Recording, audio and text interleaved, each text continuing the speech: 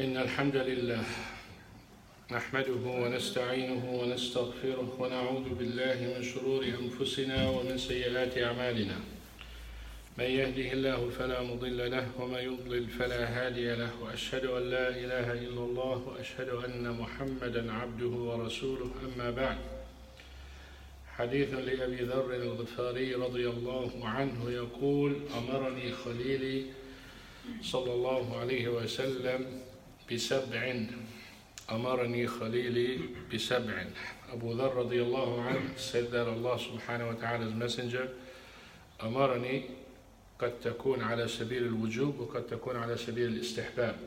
He commanded me sallallahu alayhi wa sallam with 7 things.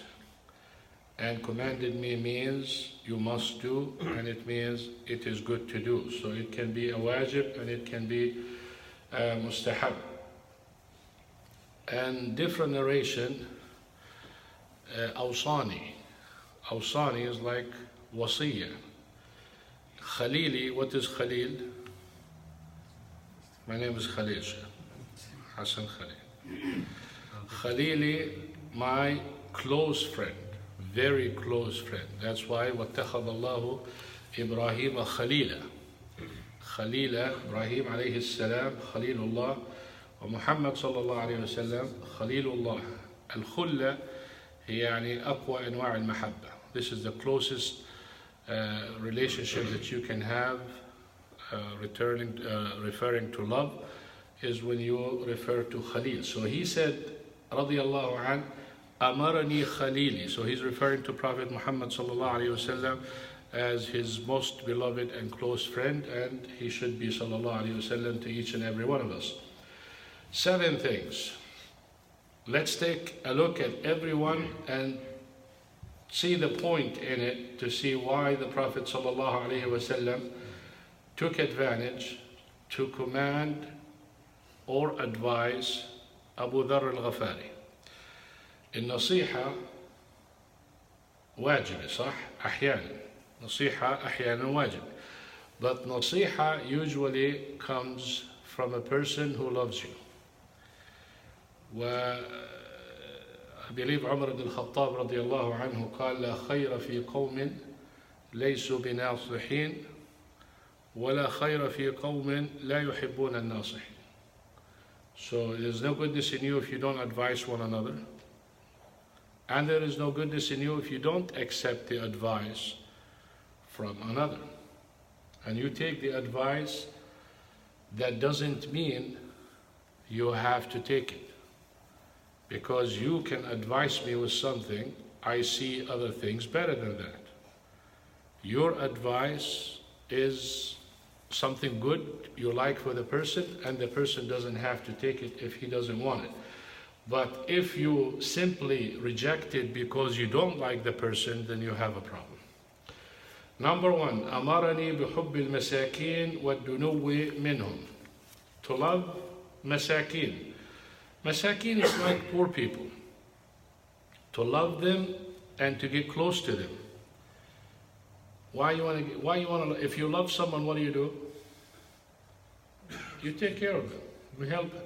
So these people need help. If you love them, naturally you're going to help them. It's like saying, take care of the masakin and help them. Duno minhum, to get close to them. Why you want to get close to them? Because when you get close to them, you learn so much about them and you learn so much about yourself. When you go to somebody's home who barely have anything, and then you reflect on your home, you look at yourself like not just king, bigger than king. Then you start appreciating what you have. That is one thing. Also, when you get close to them, it humbles you. It makes you reflect that what is life. This person, you might go to a miskin and he is praising Allah subhanahu wa ta'ala and thanking Allah subhanahu wa ta'ala and happy. And really he doesn't have anything. And you are complaining and you have everything. So big advantage when you get close to them. Second one, أمرني أن أنظر إلى من هو دوني ولا أنظر إلى من هو فوقي. He commanded me to look at people in lower level than me and not to people higher than me. This is in reference to what? Dunya. Hereafter, you look at people higher than you. You don't say, Alhamdulillah, I memorize Al-Fatiha and Ma'awidat and everything. And you look at a person, you say, MashaAllah, this is Hafiz. Why I'm not Hafiz? I memorize 2 juz' 3 juz', he memorized 5. I look at him. So you compete for the hereafter, but you don't compete for dunya, because dunya is trivial. So he said, don't look at people higher than you. What happens? You would not belittle the ni'mah of Allah subhanahu wa ta'ala, because if there was a video that I saw, it was the best video I've ever seen in how to appreciate what Allah subhanahu wa ta'ala had given you. Basically, a person in Rolls Royce, تفضل كمل. Another person came to him and he is, mashallah, this is what a beautiful car, what, and the person is like hitting the car and kicking the car and not really happy with it. Continue, sir. Are you sure you did not see it? So the person who was wishing for that car and looks at that person behaving like that, naturally shocked. So he was passing. So just to make it short, I don't want to take too much time on it. He has this car, then he passes by another person have a different car, then someone having a bike and another person walking, and another person walking and another person handicapped. It was awesome. It was videoed. It's not just saying, you see a person waiting in the rain, right? Because he doesn't have a car. And then the bus just passes away. And he is complaining. Then someone on the wheelchair comes and tell him, what's wrong? And he said, the bus. And he said, that's nothing. Say, Alhamdulillah, I'm on the wheelchair and I have to sit in the rain and I walk on the wheelchair so much distance, big distance from his house to here. Then he feels good. Then the one in the wheelchair sees another one handicapped and all of that. So basically, when you look at people lower than you, you appreciate what ni'mah Allah subhanahu wa ta'ala gave you, and that makes you be grateful, and at the same time, you don't attach yourself to dunya. The third one, أمرني أن أصل الرحم وإن أدبرت. Reach your kinship even when they turn away from you. Actually, this is what Silat al-Arham is. Silat al-Arham, to reach your kinship, really counts Sila when they don't reach you. ليس الواصل بالمكافئ إنما الواصل الذي إذا قطع وصل. هيك الرسول صلى الله عليه وسلم قال. It's not one for one. It's not you visit me, I visit you, you gift me, I gift you. That's not the way it is. When you don't take care of me as a relative, I continue to go regardless. So this is an advice. Why? Because you avoid putting yourself with the la'na. فهل عسيتم إن توليتم أن تفسدوا في الأرض وتقطعوا أرحامكم أولئك الذين لعنهم الله. So if you don't reach your kinship, you are mal'oon, even if they are horrible. والرسول صلى الله عليه وسلم قال hadith, mentioned it here, that the devilish person who reaches his kinship and gathers the relatives, Allah subhanahu wa ta'ala blesses him with money even if he is not righteous. Just someone, unites the family. That doesn't mean the family is wonderful and they like each other, and we will start saying, they're just hypocrites, it's just words, they don't really care, they don't like, but they come in here for the food, and it doesn't matter. Allah subhanahu wa ta'ala doesn't look at that. The point is gather them. Because if you have a strong family, a strong relationship with your relatives, you're going to end up having a strong community, and the bad will eventually become good if you have good objective. But when they are far away, how can you fix a person who is not here? Just like one time, one person wants to show that belittle the students who come, and he told me most of the people who attend your lecture on drugs. And I said, wow, what a success. If I can attract people to come and listen to me rather than go and do their drugs and enjoy themselves with their friends, it is something good. But he looked at it in a negative way, which means many of us unfortunately do that. It's like, he's good, he's good, he's good, he's good, let's make a halaqah. And forget those who are not good, because they're not good. We are good. This is isolation, this is separation, this is self-focus. This is not what Allah subhanahu wa ta'ala wants. This is not the love that Allah subhanahu wa ta'ala wants you to have for the person who's in need for your help. Yani picture yourself a doctor, and someone comes to the emergency room, and someone comes just walk in. You jump on the one who walked in to take care of him and everything, and you leave the one in the emergency room until he dies. It's the same thing. They're already good. There's someone needs urgent help, and many of us don't. That's why you see a lot of people, they just gather around each other, and they isolate themselves from other people, and they look at the sinful person as a devil and avoid him. Well, if you avoid him, who's going to call him? Who's going to bring him? Who's going to treat him? So this is something that we need to reflect on. So when you have your relationship with your kinship, with your relatives, it doesn't mean that they are perfect or you love each other and all that. You do it for the sake of Allah subhanahu wa ta'ala. Number 4, أمرني ألا أسأل أحدا شيئا. He commanded me not to ask people anything. He wants you sallallahu alayhi wa sallam to be dignified. اليد العليا خير من اليد السفلى. Upper hand is better than the lower hand. Some of the Sahaba radiallahu anhum, when they heard hadith like that, like Hakim ibn Hizam radiallahu anh, he said, I never asked anyone for anything, even a stick. Now this is not what the hadith means. It means don't ask, depend on yourself, but if there is an absolute need, it's okay to ask for someone for help. But it's not like, give me, can you do this, can you do that, can you help me, be an active person, depend on yourself, not on people, and definitely if it's something relating to something that people cannot do, you only ask Allah subhanahu wa ta'ala. أمرني ألا أقول الحق أو أمرني أن أقول بالحق وإن كان مرا.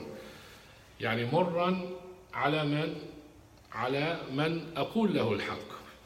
He commanded me to say the truth, even if it's bitter for the person that I'm saying to him. I know if I tell him the truth, he's not going to like it. I still tell him the truth. Hey, the truth is you are wrong. I'm his best friend. My worry is he's not going to like me anymore. That's what people always say. If I tell him the truth, Sheikh, he's going to get upset and he's going to cut relationship. Okay, then that's not the right person you want to be with. If someone going to disconnect with you and get upset at you when you tell the truth, then what kind of a person is this? You don't want him. So say the truth, even if it's bitter. Amarani, number 6, Amarani alla akhafa fillahi lawmata la'im. He commanded me not to fear. أخاف في الله في الأمر بالمعروف والنهي عن المنكر، أو في القول بالحق، أو في ما أمر الله سبحانه وتعالى به. Anything that Allah subhanahu wa ta'ala commanded us to do, when you enjoin good and forbid evil, you don't worry about people when you do that. Of course, this is not a challenge. It's like, I don't care and I drop the bomb on the person. No. There are manners and there are etiquettes and there are ways you approach him in the right way, and you don't insult him, you don't show anger, you don't talk in front of people. All of those, you're taking care of it, but at the same time, you don't let it go because you are worried he's not going to accept it. Or you already advised him before and he's not going to listen, you just conclude. Wallahi, sometimes you hear the hadith or the word in many different ways before you can digest it. The same hadith. I may explain this hadith to you and okay, alhamdulillah, you got some information. Then another sheikh may come and say the same hadith, changes your life, and you jump and you start calling your relatives and everything because he said something or he touched your heart at that moment. Right now, if depending on your mood, when you listen to a lecture, and when I went to Hajj, any sheikh in the haram is the best voice. I am prepared for it. I am going for it. So it doesn't matter what I hear, it's good. Because psychologically and physically, I am for it. But when you come and let's check it out, you're not going to enjoy it. So you need to be positive. When you come to the masjid, you come for the prayer. When you come for the lecture, you come for the lecture. It's not like, I don't have anything to do, might as well sit. The benefit will be minimum. But if you come with the intention for it, you will benefit a lot more. And finally, أمرني number 7 أن أكثر من قول لا حول ولا قوة إلا بالله فإنهن من كنز تحت العرش. لا حول ولا قوة إلا بالله. What's the meaning of لا حول ولا قوة إلا بالله? لا حول يعني لا تحول، يعني ما بتقدر تعمل، ما بتقدر تكون سيء ثم تتحسن، ولا تقدر تبتعد عن الحرام إلا بالله، ولا تقدر تعمل الطاعة إلا بالله، ولا تقدر أن تقوم بأي شيء إلا بالله. You cannot move, you cannot change, you cannot do anything without Allah subhanahu wa ta'ala. So what's the point of this? You're doing all of this, Allah only subhanahu wa ta'ala, the one who can help you with. So you say La hawla wa la quwwata illa billah, so Allah subhanahu wa ta'ala will give you the energy and give you the support so you can accomplish all of this and be rewarded inshallah. Tayyib, any questions?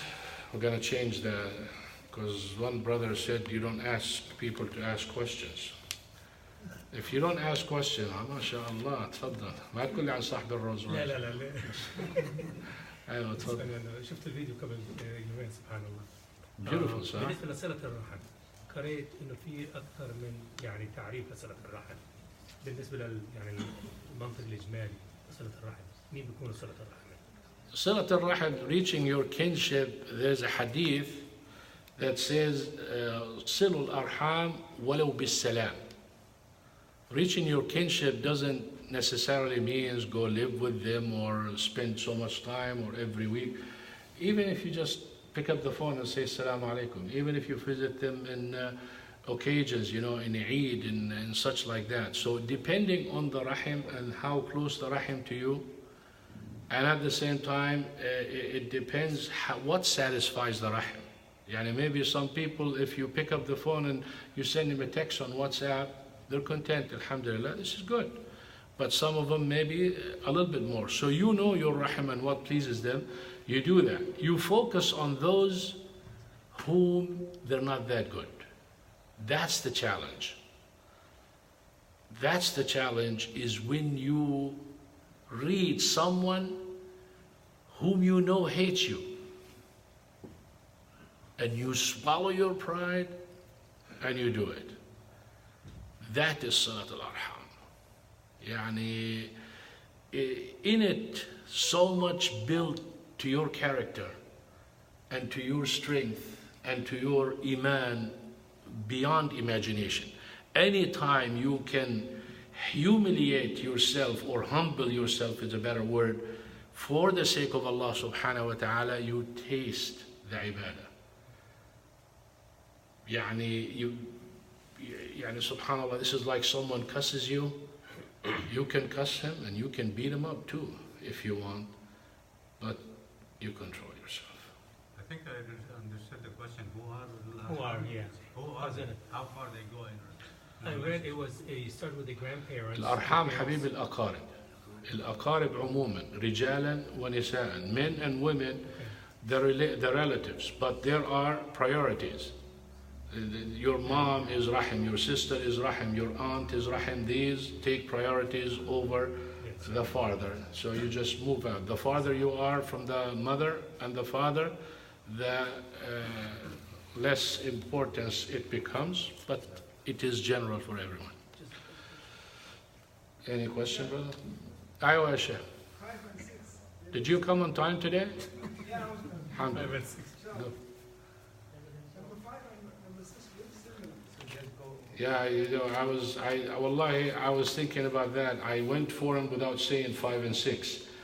I'll go over again. Number 1, to love the poor and to be close to them. Number 2, to look at those who are below you in this world, not those who are above you. Number 3, to reach your kinship, your relatives. Number 4, to not ask people anything. Number 5, to say the truth even if it's bitter. Number 6, to not fear when you do things for the sake of Allah subhanahu wa ta'ala, like enjoining good and forbidding evil. And number 7, to say a lot of La hawla wa la quwwata illa billah. So that's the question, which I had the same thought. 5 and 6, kind of the same thing, but one's to your friend. Yeah, you feel like that, but they're not. There's fine differences, because if you look, لا تخاف في الله لومة لائم تقول الحق وإن كان مرا. You did not, when you say to your friend something, even if it's bitter for him, you're not really worried and afraid of him that he's going to beat you up or anything. It's going to be hard to say it to someone. You could say they're close or more specifics to it, but it's not really the same. One is bitter and the other one you have to do. And this one you don't have to do. Enjoining good and forbidding evil, you have to enjoin good and forbid evil. But to say the truth, maybe he didn't ask you for it. So it's, Abu Dhar counted him 7, brother. What do you want me to do about it? Radiyallahu anhu.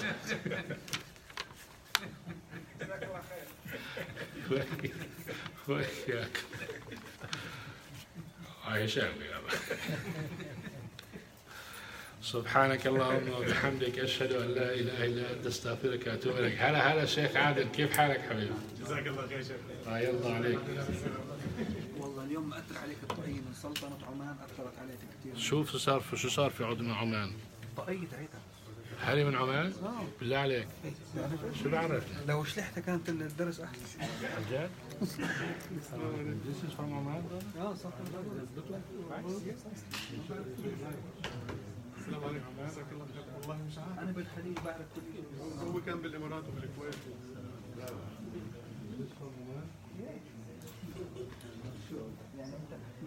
يعني بعد كويسة شو اسأل الناس هي بدنا شو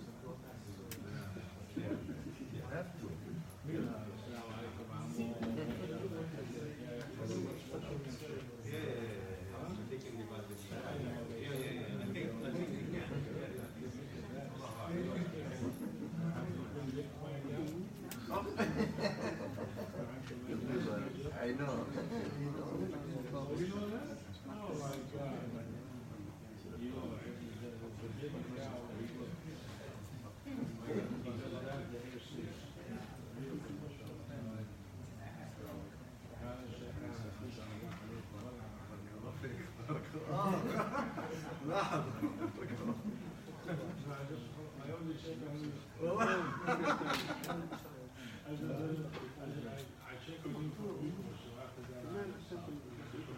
الحمد لله. في هذه صديقة واصلة. عندك صديق؟ ما شاء الله. اللي قلت عليه. السلام عليكم. شو الاخبار؟ بلدياتي.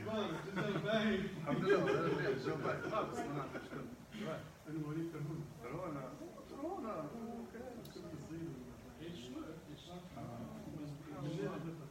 من يفرق جنب الغرب يعني طرابلس منطقة جبلية غريان